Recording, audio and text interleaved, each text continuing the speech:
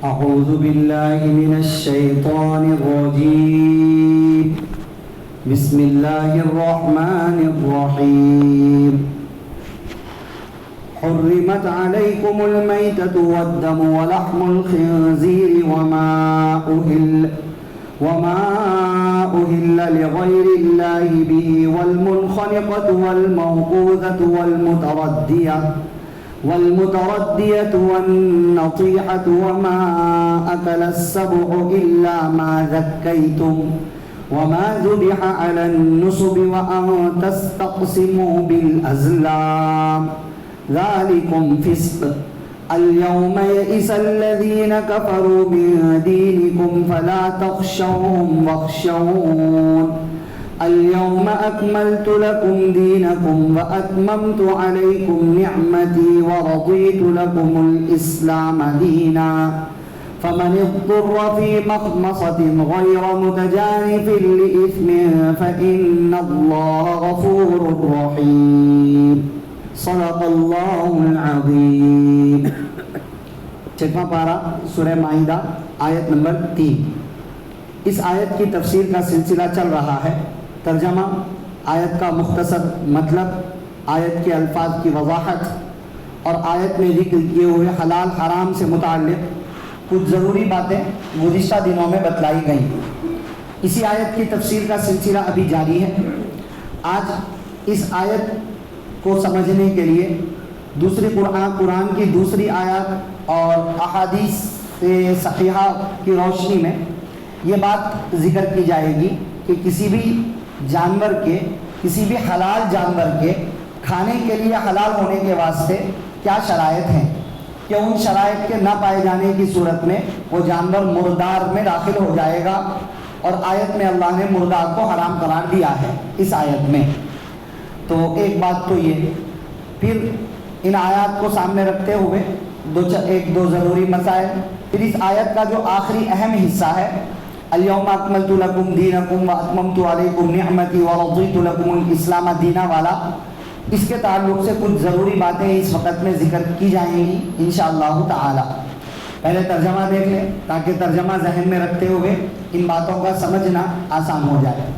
فرماتے ہیں اللہ رب العزت سورہ مائدہ آیت نمبر 3 میں، حرمت علیکم المیتۃ، حرام کر دیا گیا ہے تم پر مردار جانور تم پر حرام کر دیا گیا ہے.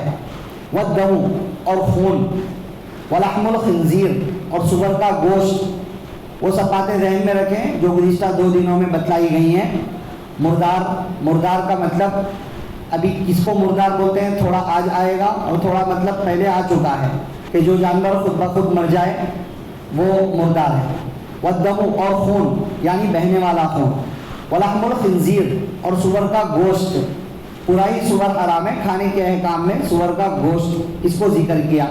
وما اہل لغیر اللہ بھی، اور ہر وہ جانور جسے اللہ کے علاوہ کے نام پر ذبح کیا گیا، غیر اللہ کے نام پر ذبح کیا گیا، یہ بھی حرام کر دیا گیا ہے تم پر. والمنخنقۃ، اور وہ جانور جو گلا گھٹ کر مر جائے. والموقوذۃ، اور وہ جو چوٹ لگ کر مر جائے. والمتردیۃ، اور وہ جو اوپر سے نیچے گر کر مر جائے. والنطیحۃ، اور وہ جو کسی کی ٹکر، دوسرے جانور کی سینگ وغیرہ سے یا کسی چیز کی ٹکر کی وجہ سے مر جائے. وما اکل السبع، اور وہ جانور جسے درندوں نے چیر پھاڑ کر پھینک دیا ہو، یہ سب تم پر حرام ہے. الا ما ذکیتم، البتہ وہ جس کو تم نے ذبح کر دیا، یعنی وہ جانور جو مر رہا تھا جس کو تم نے پکڑ کر اللہ کا نام لے کر ذبح کر دیا تو وہ تمہارے لیے حلال ہے. وما ذبح علی النصب، اور وہ جانور جو خاص عبادت گاہوں کے پتھروں پر ذبح کیا جائے، جو خاص پرستش گاہوں کے پاس ذبح کیا جائے تم پر حرام کیا گیا ہے. وَأَن تَسْتَقْسِمُوا بِالْأَزْلَامِ، اور یہ کہ تم تیروں کے ذریعے سے قسمت آزمائی کرو یا تم تیروں کے ذریعے سے تقسیم کا معاملہ کرو، یہ تم پر حرام قرار دے دیا گیا ہے. ذالکم فسق، یہ سب کا سب گناہ ہے، فسق ہے. الیوم یئس الذین کفروا من دینکم، آج کافر لوگ تمہارے دین سے نا امید ہو گئے ہیں. फला तख्शौहुम वख्शौन, तो तुम उनसे मत डरो, मुझसे डरो। अल-यौमा अकमलतु लकुम दीनकुम, आज मैंने पूरा कर दिया है तुम्हारे लिए तुम्हारा दीन। व अतममतु अलैकुम निअमती, और मैंने तुम पर अपने इनामात, एहसानात और नेमतों का सिलसिला मुकम्मल कर दिया है। व रदीतु लकुमुल इस्लाम दीना, और मैं तुम्हारे लिए मज़हब इस्लाम को मज़हब और दीन के तौर पर पसंद कर चुका हूँ। फमन इज़्तुर्रा फ़ी मख़मसतिन, सो जो शख्स हाल शिद्दत भूख की वजह से हालत इज़्तिरार में पहुँच जाए, गैर मुतजानिफ़िन लिइस्मिन, दरा हाले के गुनाह की तरफ माइल ना हो, गुनाह का ख्याल और गुनाह का इरादा ना हो। फ़इन्नल्लाह गफ़ूरुर रहीम, तो बेशक अल्लाह बख्शने वाले, रहम करने वाले हैं। यह आयत सूरह माइदा की आयत नंबर 3। तर्जमे से बहुत से अहकाम समझ में आ गए, और गुज़िश्ता 2 दिनों में इस आयत की रोशनी में जो अहकाम बतलाए गए वो सब जहन में रखते हुए आयत का बड़ा हिस्सा तकरीबन समझ में आ चुका है। आयत का बड़ा हिस्सा तकरीबन समझ में आ चुका है। अब आयत में अल्लाह ने जो ये कहा है कि हुर्रिमत अलैकुमुल मैततु, हराम कर दिया गया है तुम पर मुर्दार। मुर्दार के कई मतलब आयत की ही रोशनी में बतला दिए गए थे कि जो खुद ब खुद मर जाए, तबई मौत मर जाए, जिसको ज़बाही नहीं किया गया वो मर गया, वो मुर्दार। जो किसी बीमारी की वजह से मर गया वो भी मुर्दार, और जो गला घुट कर मर गया, चोट लगकर मर गया, ऊपर से नीचे गिरकर मर गया, किसी की टक्कर की वजह से मर गया, ये सब मुर्दार ही हैं। और ये बात कि जब ये सब मुर्दार हैं तो इनको अलग से हाईलाइट करके क्यों जिक्र किया, बतलाया गया था क्योंकि उस टाइम पर लोग जो जानवर चोट की वजह से मर जाए, गला घुट कर मर जाए, उसको मुर्दार नहीं समझते थे, वो उसको खा लिया करते थे। तो अल्लाह ने उसको अलग से हाईलाइट करके जिक्र करके बताया कि ये भी मुर्दार में दाखिल है, ये भी तुम पर हराम कर दिया गया है। ठीक है, अब एक और किस्म है मुर्दार की कि जिसको हम ज़बा तो कर रहे हैं, जिसको कोई ना कोई ज़बा तो कर रहा है मगर फिर भी वो मुर्दार के हुक्म में दाखिल है। वो कैसे? क्योंकि किसी भी हलाल जानवर के ज़बा करने के बाद हलाल होने के लिए, किसी भी हलाल जानवर के ज़बा करने के बाद खाने के लिए हलाल होने के वास्ते चंद शराइत हैं। उन शराइत के साथ ज़बा किया जाए तो ही वो हलाल होता है, वरना वो मुर्दार के हुक्म में होता है। एक लफ्ज़ होता है अरबिक में ज़बीहा। ज़बीहा ज़बीहा एज ए ग्रामर्स तो हर उस जानवर को बोलेंगे जिसके ऊपर छुरी चला दी गई, ज़बा कर दिया गया। एज ए ग्रामर्स इसको ज़बीहा बोलेंगे, मगर शरीयत में ज़बीहा का मतलब होता है जिसे हलाल तरीके पर ज़बा किया गया, वो ज़बीहा है। और जो ज़बीहा नहीं है तो वो मुर्दार है। तो किसी भी हलाल जानवर के ज़बीहा बनने के लिए शरीयत में उसका खाना हलाल होने के लिए चंद शराइत हैं। अगर वो शराइत पाए जाएं तो वो ज़बीहा है, ज़बीहा शरइया है, वरना वो मैता मुर्दार के हुक्म में दाखिल होकर के हराम हो जाएगा, उसके खाने की इजाज़त नहीं होगी। वो क्या शराइत है? नंबर 1 शर्त, ज़बह करने वाला मुसलमान होना ज़रूरी है। जो ज़बह करने वाला है वो मुसलमान होना ज़रूरी है, चाहे मर्द हो, औरत हो या समझदार बच्चा हो। मर्द बालिग मुसलमान मर्द ज़बह कर सकता है, वो तो करते ही हैं। औरत भी अगर ज़बह कर सकती हो, अच्छी तरह ज़बह करने पर कादिर हो और वो ज़बह करे मुसलमान औरत, तो वो भी हलाल होगा।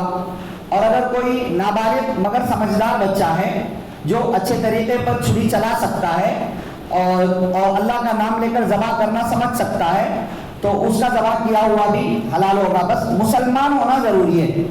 जो मुसलमान नहीं है वो चाहे अल्लाह का नाम लेकर ज़बह करे, वो मुर्दार के हुक्म में होगा, हराम होगा। अल्लाह ने कहा इस आयत में, आयत नंबर 3 सूरह माइदा में, हुर्रिमत अलैकुमुल मैता, हराम कर दिया गया है तुम पर मुर्दार। ठीक है, अब जितने नॉन मुस्लिम से, जो ऑलरेडी नॉन मुस्लिम से यानी मज़हब इस्लाम के अलावा दूसरे मज़हब को फॉलो करने वाले हैं, उन सब का ज़बीहा हराम होगा। ठीक है, क्योंकि ज़बह करने वाला मुसलमान नहीं है। और बाद वो लोग जो मज़हब अपने आप को मज़हब इस्लाम का नाम तो देते हैं, मगर शरीयत कुरान और हदीस की तहक़ीक़ के मुताबिक और इजमाए उम्मत के मुताबिक वो इस्लाम से खारिज हैं। इस्लाम से खारिज है, वो नहीं है, वो अपने आप को मुसलमान समझते हैं मगर वो मुसलमानों में दाखिल नहीं है। ان کا ذبح کیا ہوا بھی حرام ہو جائے گا. مثال کے طور پر چند ایسے فرقے جس پر تمام امت نے, تمام اہل علم نے یہ کہا کہ یہ اسلام سے خارج ہیں, اسلام سے خارج ہیں.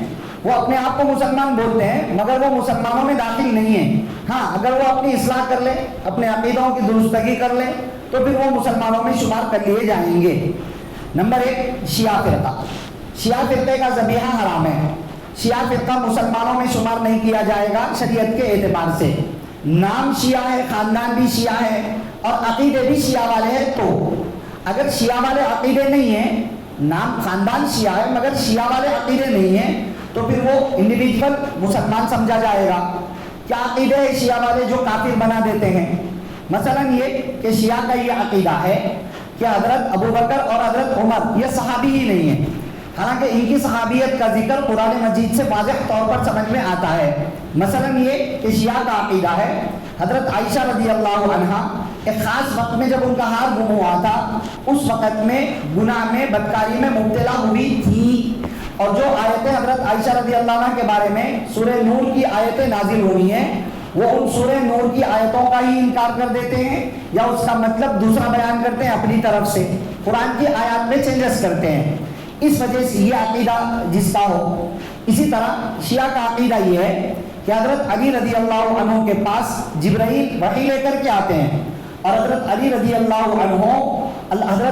اللہ عنہ میں اللہ رب العزت کی کوالٹیز ہیں, مانے اللہ کے تمام اوصاف, مشکلوں کو پورا کر دینا, حاجتوں کو دور کر دینا, اللہ تعالیٰ کے جو اوصاف ہے وہ حضرت علی رضی اللہ عنہ میں ہیں. تو یہ عقیدہ ان کا ہے. اسی طرح ان کے نزدیک امامت کا مرتبہ نبیوں سے بھی اعلیٰ لیول کا ہے, یہ بھی ان کا عقیدہ ہے. تو ایسے عقیدے شیعہ کے, جن شیعہ کے یہ عقیدے ہوتے ہیں, ان شیعہ کا ذبیحہ حرام ہوگا کیونکہ یہ عقیدے اسلام سے خارج کر دیتے ہیں, اسلام سے باہر کر دیتے ہیں, اس لیے ان کا ذبیحہ حرام ہوگا. اگر کوئی بولے کہ نہیں ہم خاندان شیعہ کے لیکن ہمارے عقیدے نہیں ہیں, تو پہلے تو پروف کرنا پڑے گا, کیونکہ پرابلم یہ ہے کہ شیعہ میں ایک اور عقیدہ یہ ہے کہ اپنا عقیدہ چھپایا جائے, تقیہ بولتے ہیں ان کو, مطلب ان لوگوں کا اپنا پکا عقیدہ ان کا جو ہے وہ دوسروں سے چھپانا ان کے عقیدے میں داخل ہے. اب اگر وہ بول رہے ہیں کہ ہم نہیں ہیں, ہمارے عقیدے نہیں, ہم کیسے بھروسہ کریں, کیونکہ چھپانا بھی ان کے عقیدے میں داخل ہے. تو ان سے باضابطہ اقرار کروایا جائے گا, باضابطہ کلمہ ڈھنگ کا پڑھایا جائے گا, کلمہ بھی چینج ہے ان کا, لا الہ الا اللہ محمد رسول اللہ کے ساتھ اور ایڈ کیا جاتا ہے. وہ پڑھیں گے تو ہی ان کی نظروں میں مسلمان ہیں, اور وہ نہیں پڑھیں گے تو ان کی نظروں میں اسلام سے خارج ہے. ایسا نہیں کہ ہم چند عقیدوں کی بیسس پر یہ بول رہے ہیں کہ شیعہ اسلام سے خارج ہے, ان کے نزدیک تو ان کے علاوہ پوری امت مسلمہ اسلام سے خارج ہے, وہ بھی اس طرح کے فتوے داغتے رہتے ہیں. بہرحال تو شیعہ ایک عام طور پر شیعہ فرقہ جو بھی آدمی ہوگا شیعہ فرقے سے, اگر وہ خود ذبح کر کے لا کر کے دے, خود ذبح کر کے لا کے دے, تو اس کا ذبیحہ مردار کے حکم میں ہوگا, اس کا کھانا حلال نہیں ہوگا. ہاں اگر وہ کسی مسلمان کے پاس سے خریدے, مسلمان کی دکان سے خرید کر کے لا کے دے, تو وہ الگ مسئلہ ہے. نمبر 2 قادیانی فرقہ. امت مسلمہ کا اتفاق ہے, اجماع ہے کہ قادیانی فرقہ جو اپنے آپ کو مسلمان کہتے ہیں یہ بھی اسلام سے خارج ہیں, کافر ہیں, بدترین کافر ہیں قادیانی فرقہ. کیونکہ ان کا بیسک عقیدہ یہ ہے کہ یہ ان کے فاؤنڈر غلام احمد قادیانی کو وہ نبی مانتے ہیں, حالانکہ سب کا عقیدہ ہے, قرآن و سنت سے واضح عقیدہ ہے کہ آپ صلی اللہ علیہ وسلم کے بعد کوئی بھی نیا نبی پیدا ہو ہی نہیں سکتا ہے, قیامت تک کوئی نہیں آئے گا. مگر ان کا ماننا ہے کہ ان کا فاؤنڈر غلام احمد قادیانی وہ نبی ہے, اس لیے یہ فرقہ اسلام سے خارج ہے. تو جو بھی قادیانی ہوگا وہ اس کا ذبح کیا ہوا حرام ہوگا, حلال نہیں ہوگا, الا یہ کہ وہ قادیانی تھا مگر وہ توبہ کر چکا ہے اور سچا پکا مسلمان بن چکا ہے, پھر مسلمان بننے کے بعد ذبیحہ حلال ہوگا اس کا. اسی طرح ہمارے علاقے کے آس پاس میں حیدرآباد میں زیادہ تر اور بھی بعض علاقوں میں ڈسٹرکٹس میں یہ فرقہ پایا جاتا ہے, مہدی پٹھان فرقہ. ان کے بھی جو عقیدے ہیں, اگر وہ عقیدے ہوں تو ان کا ذبیحہ بھی حرام ہے, اور اگر ان کے وہ عقیدے نہ ہوں تو ان کا ذبح کیا ہوا حرام نہیں ہوگا. ان کے پاس بھی مسئلہ یہ ہے کہ ان کے جو فاؤنڈر ہے محمد جونپوری, اس فرقے کے جو فاؤنڈر ہے محمد جونپوری, ان کے بارے میں ان لوگوں کا ماننا ہے کہ وہ رسول ہیں. وہ ڈائریکٹ اللہ کے خلیفہ ہیں زمین کے اندر، خلیفۃ اللہ فی الارض، وہ اللہ کے خلیفہ ہیں زمین میں ڈائریکٹ، اور اسی طرح وہ رسول مانتے ہیں، اور بھی ان کے بہت سارے ایسے عقیدے ہیں جو انہیں اسلام سے خارج کر دیتے ہیں، اور پھر وہ خود بھی ان کے اپنے عقیدے ایسے انہوں نے گھڑ رکھے ہیں، ان کا خود کا بولنا یہ ہے کہ ان کے علاوہ پوری امت مسلمہ کافر ہے۔ بات سمجھ رہے؟ مطلب اتو سا فرقہ اگر دیکھا جائے تو ان کا ماننا یہ ہے، ان کے اپنے عقیدے گھڑے ہوئے وہ ایسے ہیں کہ اس کو جو نہ مانے پوری دنیا کے سارے مسلمان کافر۔ آپ صلی اللہ علیہ وسلم کو ماننے والے، آپ صلی اللہ علیہ وسلم کو آخری رسول ماننے والے بھی کافر۔ عجیب و غریب ایسے عقیدے ہیں۔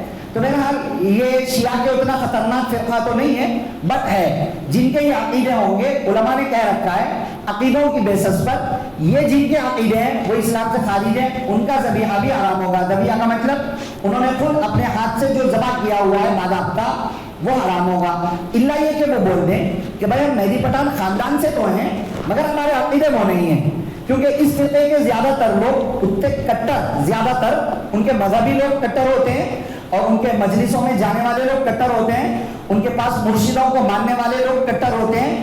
ان میں کا ایک بڑا طبقہ، ان کے ینگسٹر نوجوانوں کا، وہ عام طور سے مسلمس کے ساتھ میں رہتے ان کے عقیدے زیادہ تر نارمل ہو جاتے ہیں مسلمانوں کے ساتھ رہتے ہوئے، تو ان کو تھوڑا سا جانچ کر کے جانا اور سمجھا جا سکتا ہے۔ اور ان میں سے بہت سارے لوگ جب ان کو تھوڑا سا کوئی سمجھا دے تو فوراً سمجھ کر کے وہ اپنے غلط عقیدوں سے توبہ بھی کر لیتے ہیں اس فرقے کے اندر، مہدی پٹھان فرقے میں، چونکہ ہمارے علاقے میں آس پاس میں بہت پائے جاتے ہیں، اس لیے یہ مسئلہ جاننا ضروری ہے۔ تو بہرحال اگر ہمیں انڈیویجولی کسی ایک مہدی پٹھان کے ملنے کے بعد، یا کوئی دوست ہے کسی کا، اس سے ملنے کے بعد اس کے عقیدوں کا اگر پتہ نہیں ہے ہمیں، وہ نہیں صاف ہو رہا ہے اس کے عقیدے، تو صرف مہدی پٹھان خاندان سے ہے یہ سوچ کر کے اس کا ذبح کیا ہوا کھانے سے بچنا بہتر ہے، کیونکہ مہدی پٹھان فرقے کے اوپر عقیدوں کی بیسس پر اسلام سے خارج ہونے کا فتویٰ ہے، لہذا ان کا ذبیحہ حلال نہیں ہوگا، وہ ذبیحہ نہیں کہلائے گا، مردار کہلائے گا، الا یہ کہ توبہ کرنا ثابت ہو جائے۔ ٹھیک ہے۔ اسی طرح ایک بھیانک فرقہ ہے اہل قرآن، یہ الگ سے نظر نہیں آتا ہے، الگ سے ایک فرقے کی شکل میں یہ نظر نہیں آتا ہے کہیں پر، لیکن یہ جگہ جگہ پایا جاتا ہے۔ مائنڈ کے اعتبار سے کئی سارے بچے، کئی سارے لوگ اہل قرآن فرقے میں گھس رہے ہیں، وہ بن جاتے آٹومیٹکلی اہل قرآن بن جاتے ہیں وہ لوگ۔ اب پاکستان کے اندر یہ فرقہ زیادہ ہے، ہمارے ہندوستان کے اندر بھی اور خود حیدرآباد کے اندر بھی بہت سارے لوگ ہیں، باضابطہ اہل علم ان لوگوں کے بارے میں جانتے ہیں انڈیویجول، یہ اہل قرآن فرقے سے، یہ اہل قرآن فرقے سے۔ مسئلہ کیا ہے؟ اہل قرآن فرقہ بولتے کس کو ہیں؟ اہل قرآن کا بنیادی عقیدہ یہ ہے کہ قیامت تک صرف قرآن کے احکام چلیں گے، حدیث نہیں چلے گی۔ حدیث صرف اس وقت تک تھی جب تک آپ صلی اللہ علیہ وسلم حیات تھے، اور جب آپ صلی اللہ علیہ وسلم دنیا سے تشریف لے جا چکے ہیں، اب قیامت تک صرف قرآن کے فیصلے ہوں گے، حدیث بالکل بھی معتبر نہیں ہے۔ جو بھی ہے قرآن میں بتاؤ تو مانیں گے ورنہ نہیں مانیں گے۔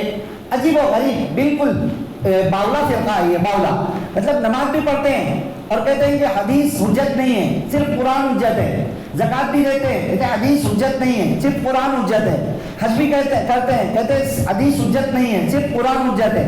بھائی صرف قرآن کو پکڑ کر کے بیٹھو گے، نہ حج کا طریقہ ثابت کر پاؤ گے، نہ نماز کا طریقہ ثابت کر پاؤ گے، نہ زکات کتنی نکالنا ہے یہ ثابت کر پاؤ گے، کچھ بھی نہیں ہے۔ پھر ان میں جو ایکسٹریم لیول کے ہوتے ہیں نا، وہ قرآن کی من گھڑت تفسیر شروع کر دیتے ہیں، وہ تو نماز کا بھی انکار کر دیتے ہیں، بولتے ہیں نماز کا حکم ہے مگر نماز ایسا نہیں پڑھنا ہے جیسا ہم پڑھ رہے ہیں، کہتے ہیں نماز کا مطلب ہے 5 وقت میں صرف اللہ کا خیال کر لیا جائے، یہ ہے نماز، اتنا ہی مطلب ہے نماز کا اور کچھ بھی نہیں۔ بہرحال ایسے خراب فاسد عقیدے ہیں۔ اب یہ لوگ عام طور سے پہچانے تو نہیں جائیں گے کیونکہ پائے نہیں جاتے الگ سے فرقے کی شکل میں، بٹ ان کے ذہنیت کو، ان کے عقیدوں کو ہم سمجھ سکتے ہیں۔ اگر کوئی بندہ ہمارے دوست و احباب میں، اللہ نہ کرے ہمارے جان پہچان والوں میں ایسا مل جائے جو اوپنلی بول رہا ہے صرف قرآن کو مانوں گا، قرآن کے علاوہ کسی کو نہیں مانوں گا، تو آپ سمجھ لیجئے وہ اہل قرآن فرقے سے ہے۔ اس نے اگر کوئی جانور ذبح کیا ہے تو وہ ذبیحہ شرعی نہیں ہوگا، مردار ہوگا، اور اس کا ذبح کیا ہوا حلال نہیں ہوگا۔ بہت اہم بات ہے، ٹھیک ہے۔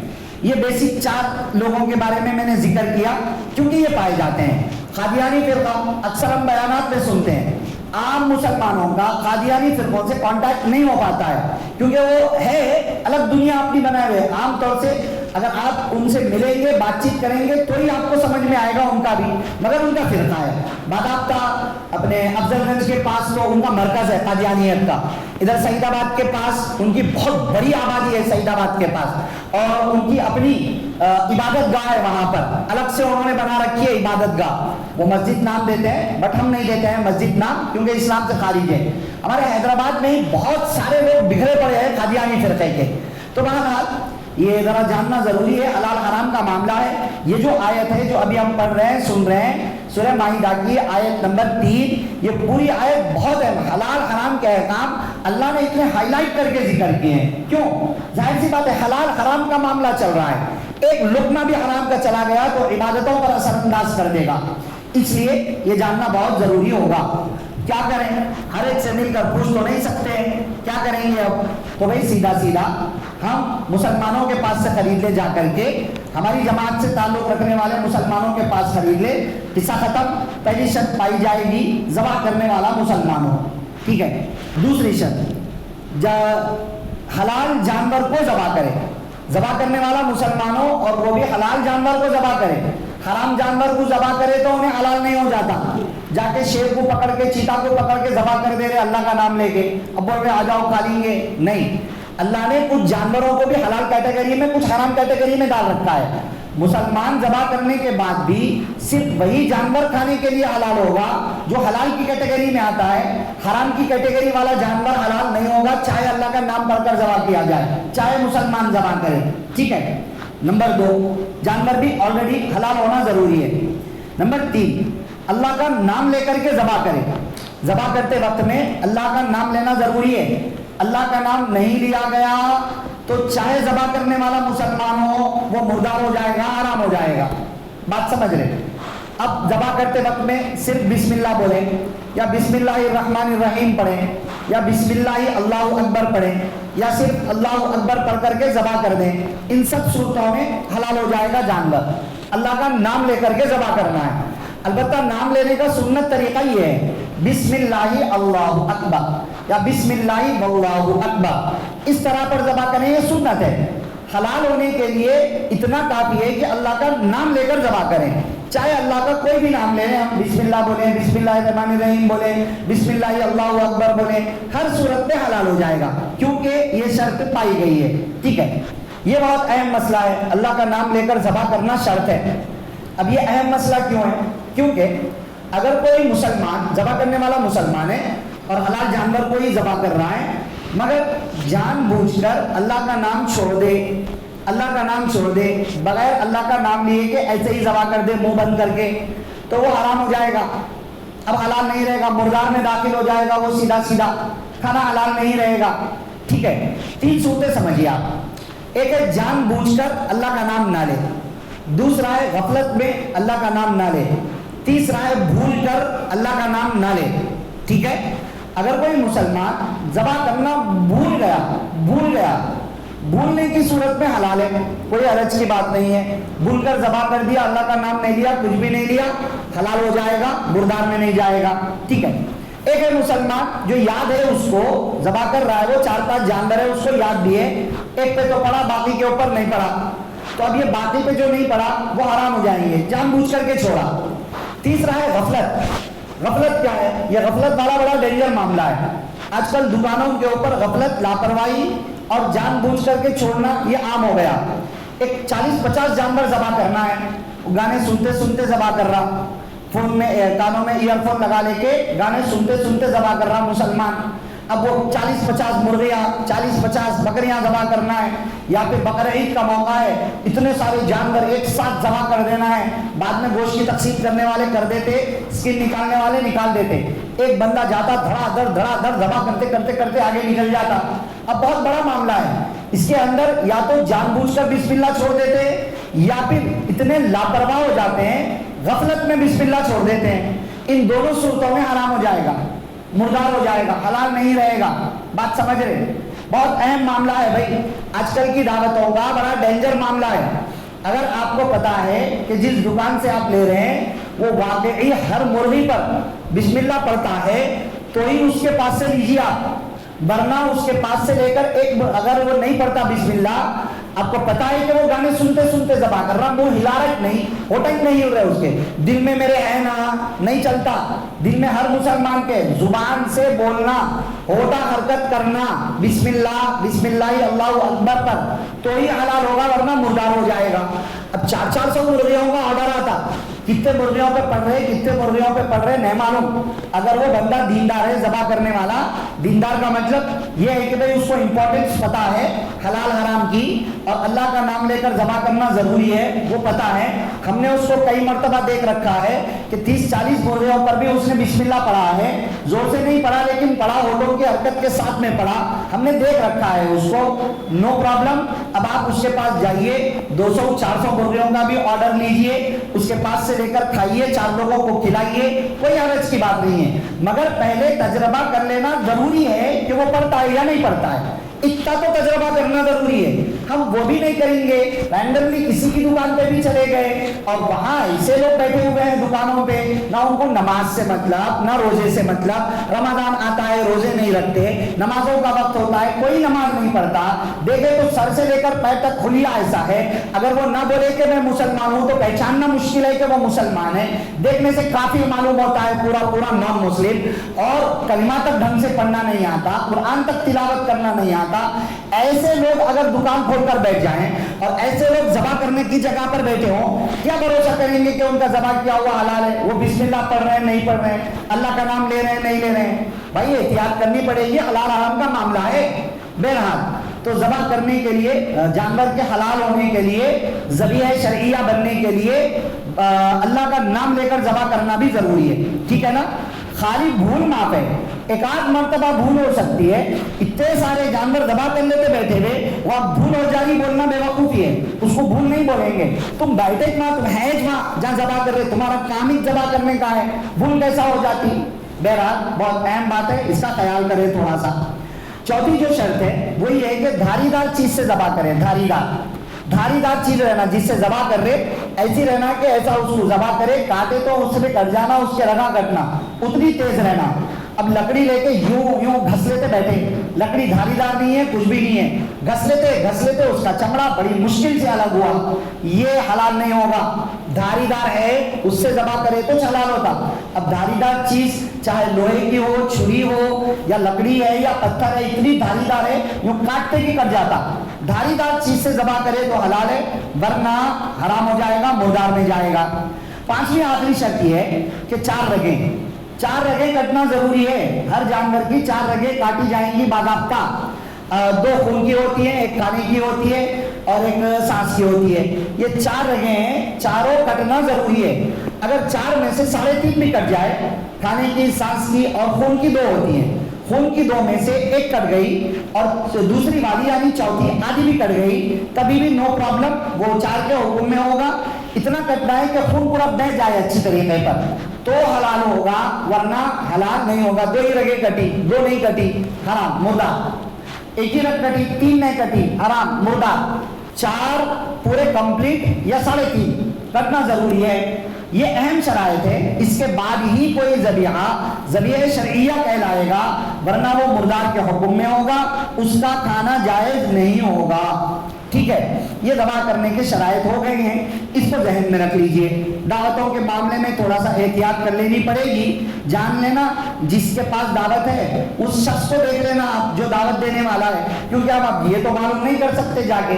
دعوت دینے والے کے بارے میں جان لینا کہ بھئی یہ بندہ کیسا ہے, یہ کیسی جگہ سے ہمیں لا کر کے کھلائے گا, یہ بے احتیاط ہے, اس کو خود کو دین کا نہیں پتا, اس کو خود کو شریعت کا نہیں پتا, اس کے گھر میں دین نہیں, اس کی زندگی میں دین نہیں. جب شریعت کے خلاف حرکتاں کر لیتے بیٹھتا, ویسے بندے کے پاس سے لے رہے تو تحقیق کر, اس کے دعوت میں جا رہے تو تحقیق کر لے کے جانا, نہ کہ بھئی کہاں سے لایا, کس جگہ سے لیا, صحیح جگہ کا ہے یا نہیں ہے. نہیں تو پھر ایسی دعوتوں کو اگنور کر دینا, کوئی حرج کی بات نہیں ہے. اپنے آپ کو حرام سے بچانا یہ اصل بہت زیادہ ضروری ہے. ٹھیک ہے, خیر حلال حرام کی ٹاپک اس وقت میں مکمل ہو چکی ہے. آیت کا آخری حصہ ہے الیوم یئس الذین کفروا من دینکم فلا تخشوهم واخشون الیوم اکملت لکم دینکم واتممت علیکم نعمتی ورضیت لکم الاسلام دینا. یہ بہت اہم حصہ ہے, اس پر بات آنی تھی, ٹائم ہو چکا ہے, اس لیے یہ آخری مکمل اس آیت کی تفسیر انشاءاللہ کل ہی کریں گے. کل اس آیت کی تفسیر مکمل ہوگی. یہ بڑی بہترین آیت ہے. یہ آیت کس ماحول میں نازل ہوئی آپ کل سنیں گے انشاءاللہ. آپ کو پتہ چلے گا کہ کیا برکت والے, کیا فضائل والے ماحول میں آیت نازل ہوئی. آخر اس آیت کا اتنا بڑا مقام کیوں ہے کہ اللہ نے وہ خاص ماحول اس کے لیے سلیکٹ کرا اور وہ اہمیت اس کو اللہ رب العزت نے دی. اس آیت کے اندر بتلایا کیا گیا ہے, اور حضرت عمر کی اور یہودی کی ایک خاص گفتگو اس آیت کے حوالے سے ہوئی تھی. اور اس آیت کا آخری لفظ وَرَضِيتُ لَكُمُ الْإِسْلَامَ دِينًا, یہ کیا بہترین لفظ ہے. یہ اہم باتیں انشاءاللہ کل سمجھیں گے. حلال حرام کے تعلق سے جتنی باتیں اس آیت کو سامنے رکھتے ہوئے, دوسری آیات کو سامنے رکھتے ہوئے, اس ٹاپک سے ریلیٹڈ احادیث کو سامنے رکھتے ہوئے, اہل علم کے بتائے ہوئے مسائل کو سامنے رکھتے ہوئے, اب تک جو آپ کے سامنے احکام ذکر کیے گئے ہیں ان سب کو بھائی ذہن میں رکھیں اور دعا کریں. اللہ تعالیٰ مجھے, آپ کو, سب کو, سارے دوست و احباب کو کہنے سننے سے زیادہ عمل کی باتوں پر عمل کرنے, بچنے کی باتوں سے بچنے اور عقیدے کی باتوں پر عقیدہ رکھنے کی توفیق نصیب فرمائے. آمین. سبحان اللہ و بحمدہ, سبحانک اللہم و بحمدک, نشہد ان لا الہ الا انت, نستغفرک و نتوب الیک.